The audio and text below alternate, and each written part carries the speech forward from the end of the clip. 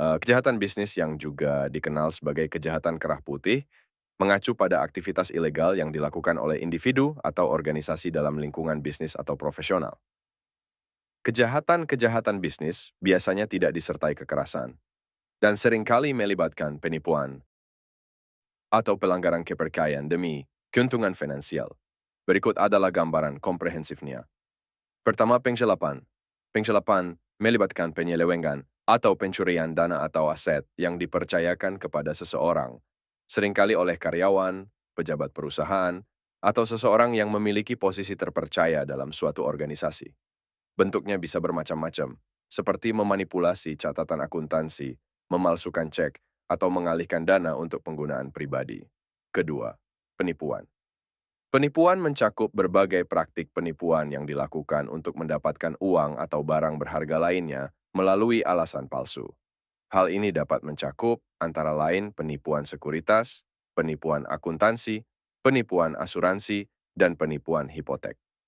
Jenis penipuan yang umum dalam bisnis mencakup skema Ponzi, insider trading, dan iklan palsu. Ketiga, perdagangan orang dalam. Perdagangan orang dalam melibatkan pembelian atau penjualan saham perusahaan publik oleh seseorang yang memiliki informasi material non-publik tentang saham tersebut. Informasi ini biasanya diperoleh melalui pekerjaan di perusahaan atau melalui hubungan dengan seseorang yang memiliki akses terhadap informasi rahasia. Perdagangan orang dalam, insider trading, adalah tindakan ilegal karena melanggar keadilan dan integritas pasar keuangan. Keempat, pencucian uang.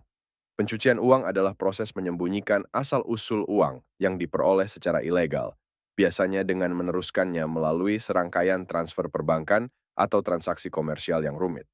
Dunia usaha mungkin secara tidak sadar atau sengaja memfasilitasi pencucian uang dengan menerima pembayaran dari kegiatan kriminal atau dengan menyediakan layanan yang membantu proses pencucian dana terlarang. Kelima, suap dan korupsi. Suap melibatkan penawaran, pemberian, penerimaan, atau permintaan sesuatu yang bernilai sebagai cara untuk mempengaruhi tindakan seseorang yang mempunyai kekuasaan atau otoritas. Korupsi mengacu pada penyalahgunaan kekuasaan yang dipercayakan untuk keuntungan pribadi yang dapat diwujudkan melalui penyuapan, suap, nepotisme, atau praktik tidak etis lainnya, dan seringkali melibatkan pejabat pemerintah, eksekutif bisnis, atau perantara. Keenam, pencurian identitas. Pencurian identitas terjadi ketika seseorang secara tidak sah memperoleh dan menggunakan data pribadi orang lain, biasanya untuk keuntungan finansial. Dalam konteks ini misalnya pencurian informasi pelanggan, catatan karyawan, atau rahasia dadang. Penjahat dunia maya dapat menggunakan berbagai metode, seperti penipuan phishing atau peretasan database, untuk mencuri informasi sensitif. Ketujuh, pencurian kekayaan intelektual. Pencurian kekayaan intelektual melibatkan penggunaan, reproduksi, atau distribusi tidak sah atas kekayaan intelektual orang lain, seperti paten, hak cipta, merek dagang, atau rahasia dagang. Dapat pula mencakup pemalsuan produk, pembajakan perangkat lunak demi keuntungan ekonomi. Kedelapan, kejahatan lingkungan. Kejahatan lingkungan melibatkan pelanggaran hukum dan peraturan yang bertujuan melindungi lingkungan dan kesehatan masyarakat. Hal mencakup pembuangan limbah berbahaya secara ilegal, polusi udara dan air, atau kegagalan dalam mematuhi penilaian dampak lingkungan. Dunia usaha mungkin melakukan aktivitas ini untuk memangkas biaya atau menghindari peraturan, yang seringkali mengakibatkan kerusakan lingkungan jangka panjang dan konsekuensi hukum. Karena itu, kejahatan bisnis dapat menimbulkan konsekuensi serius, termasuk sanksi finansial, kerusakan reputasi, dan sanksi hukum seperti denda atau penjara bagi individu yang terlibat. Selain itu, hal ini juga dapat mengikis kepercayaan terhadap integritas pasar, melemahkan stabilitas ekonomi, dan merugikan dunia usaha dan masyarakat luas. Oleh karena itu, mendeteksi, mencegah, dan menuntut kejahatan-kejahatan ini tetap menjadi prioritas bagi lembaga penegak hukum, badan pengatur, dan dunia usaha di seluruh dunia. Seperti telah dijelaskan sebelumnya, bahwa kejahatan bisnis mengacu pada aktivitas ilegal yang dilakukan oleh individu atau organisasi dalam lingkungan profesional atau bisnis. Dari perkembangannya adalah sangat berguna bagi kita memahami akar sejarahnya, pendorong utama, dan tantangan kontemporernya. Berikut eksplorasi komprehensifnya. Pertama dari sisi akar sejarahnya. Konsep kejahatan kerah putih pertama kali diperkenalkan oleh sosiolog Edwin Sutherland pada tahun 1930-an. Ia mendefinisikannya sebagai kejahatan yang dilakukan oleh individu yang memiliki status sosial tinggi dan terhormat dalam menjalankan pekerjaannya. Sutherland berargumentasi bahwa kejahatan-kejahatan ini seringkali diabaikan atau diperlakukan lebih lunak dibandingkan dengan kejahatan jalanan konvensional. Contoh awal kejahatan kerah putih termasuk penggelapan, penipuan sekuritas, dan pelanggaran anti monopoli yang dilakukan oleh eksekutif perusahaan, bankir, dan profesional. Kejahatan-kejahatan ini ditandai dengan kecanggihan dan eksploitasi posisi kepercayaan dan otoritas. Dari perkembangan dan tren kemajuan teknologi. Munculnya teknologi, khususnya internet dan komunikasi digital, telah merevolusi lanskap kejahatan kerah putih. Kejahatan dunia maya seperti peretasan, phishing, pencurian identitas, dan penipuan online telah menjamur, mengeksploitasi kerentanan dalam sistem dan jaringan digital. Globalisasi perekonomian telah memfasilitasi penyebaran kejahatan kerah putih melintasi batas negara. Kejahatan transnasional seperti pencucian uang, penyuapan, dan pencurian kekayaan intelektual seringkali melibatkan jaringan aktor yang kompleks yang beroperasi di berbagai yurisdiksi, sehingga menimbulkan tantangan bagi penegak hukum dan badan pengatur. Kemudian terkait kemajuan teknologi, tidak dapat dihindarkan akan perlunya respons regulasi yang memadai. Pemerintah dan badan regulator telah merespons meningkatnya ancaman kejahatan kerah putih dengan memberlakukan undang-undang dan peraturan yang lebih ketat. Inisiatif seperti Sarbanes-Oxley Act di Amerika Serikat dan arahan anti pencucian uang (AML) di Uni Eropa bertujuan untuk meningkatkan tata kelola perusahaan, transparansi keuangan, dan kepatuhan terhadap peraturan. Tata kelola perusahaan dan etika menjadi tantangan tersendiri.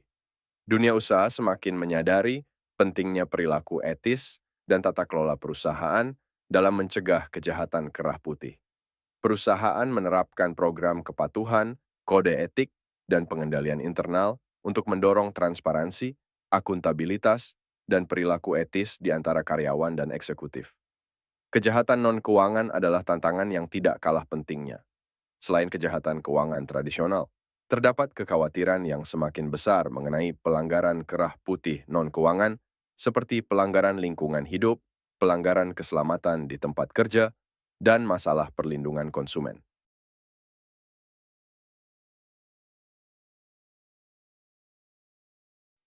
Kejahatan-kejahatan ini dapat mempunyai implikasi sosial, lingkungan hidup, dan kesehatan masyarakat yang signifikan, sehingga mendorong pengawasan peraturan dan tindakan penegakan hukum.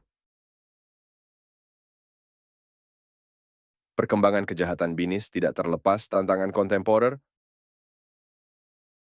Pertama, adanya ancaman keamanan. Siber dunia usaha menghadapi ancaman keamanan.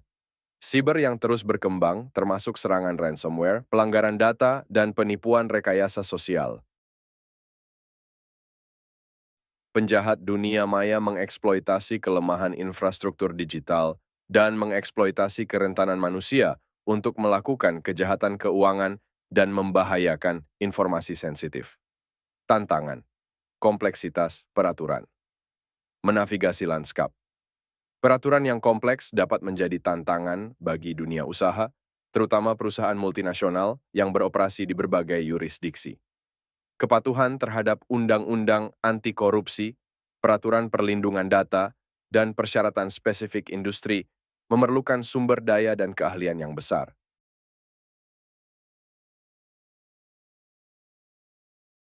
Berikutnya berkaitan dengan teknologi yang sedang berkembang. Kemajuan pesat dalam teknologi seperti kecerdasan buatan, mata uang kripto, dan blockchain menghadirkan peluang dan tantangan dalam memerangi kejahatan kerah putih. Meskipun teknologi ini dapat meningkatkan keamanan dan transparansi, teknologi ini juga menimbulkan risiko dan kerentanan baru yang dapat dieksploitasi oleh penjahat. Singkatnya, perkembangan kejahatan bisnis dipengaruhi oleh tren historis kemajuan teknologi, respons peraturan, dan tantangan yang muncul. Untuk mengatasi tantangan-tantangan ini memerlukan upaya terkoordinasi yang melibatkan pemerintah, dunia usaha, lembaga penegak hukum, dan pemangku kepentingan lainnya untuk mendorong perilaku etis, kepatuhan terhadap peraturan, dan ketahanan keamanan siber dalam lingkungan bisnis modern.